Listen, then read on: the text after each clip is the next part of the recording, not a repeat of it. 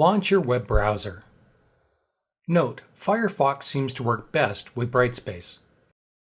Open BrightSpace by entering learn.sait.ca into your browser's address field. Enter the credentials you use for logging into MySAIT. Select the appropriate role and semester.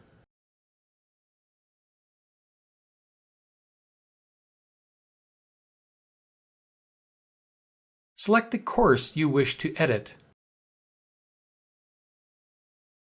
The first thing you'll want to do is set the course to inactive so the students cannot visit the course while you are modifying the content. Do this by clicking on the Edit Course option. Then select the Course Offering Information option from the list of tools. Uncheck the Course is Active checkbox and click the Save button.